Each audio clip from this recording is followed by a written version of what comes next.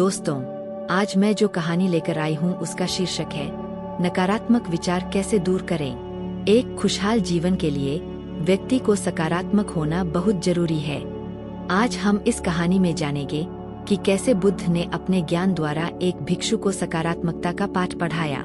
एक बार की बात है, एक बौद्ध भिक्षुक था। उसके भीतर सदैव नकारात्मक विचार रहते थे, जिसके कारण वह चिंता और तनाव महसूस करता था।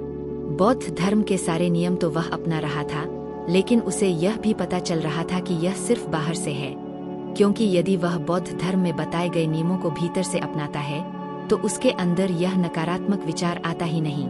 अब उनका नकारात्मक विचार इतना बढ़ गया कि वह धीरे धीरे बौद्ध धर्म के बाहरी नियमों से भी दूर हो गए। अब भिक्षुक की चिंता और अधिक बढ़ गई, इसलिए उन्होंने फैसला किया कि अब गौतम बुद्ध ही उनकी समस्या का समाधान कर सकते हैं।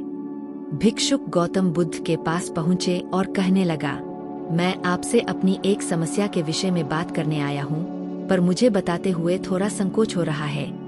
बुद्ध बोले, संकोच किस बात का शिष्य? उसका तो यहाँ कोई स्थान नहीं है। भिक्षुक बोला, मेरे भीतर नकारात्मक विचार बढ़ गए हैं। पहले यह विचार मन के भीतर थे, लेकिन अब यह बाहर भी दिखने लगे हैं।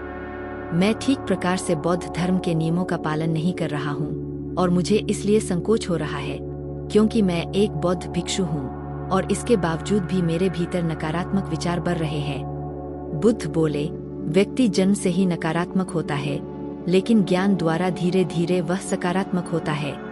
भिक्षुक बोला, मैंने तो यहाँ रहकर पूर्ण बौद्ध शिक्षा प्राप्त की है, लेकिन उसके बावजूद भी नकारात्मक विचार नहीं जाता।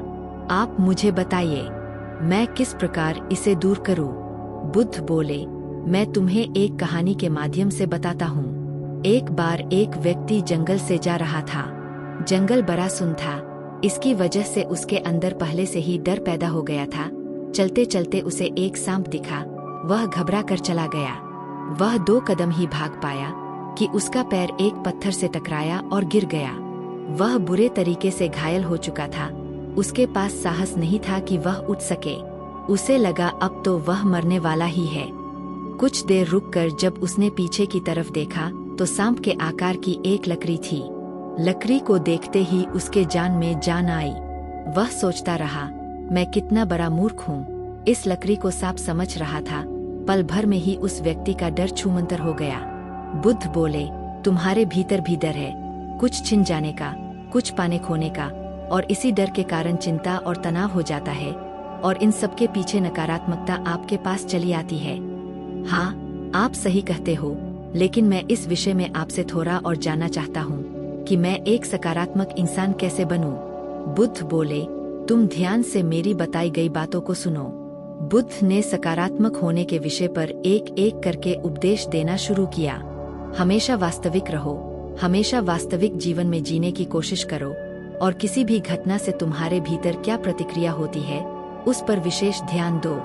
धीरे धीरे इससे आपकी नकारात्मकता दूर होती चली जाएगी।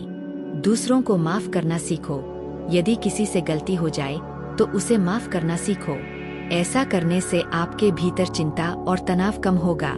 दूसरे के साथ साथ खुद को भी माफ करना सीखो। ऐसा करने से तुम्हारे भीतर आत्मग्लानि कम होती जाएगी। नकारात्मकता का कारण खोजें। दुनिया में कोई भी चीज बिना कारण के नहीं होती। आपकी नकारात्मकता का असली कारण क्या है, उसे खोजने का प्रयास करो। जड़ तक जाओ ताकि तुम देख सको कि तुम क्यों नकारात्मक हो रहे हो। खोजते खोजते समझ जाओगे। जीवन के प्रति सदैव अपना आभार व्यक्त करो। देखो कि जीवन ने तुम्हें क्या क्या सकारात्मक दिया है।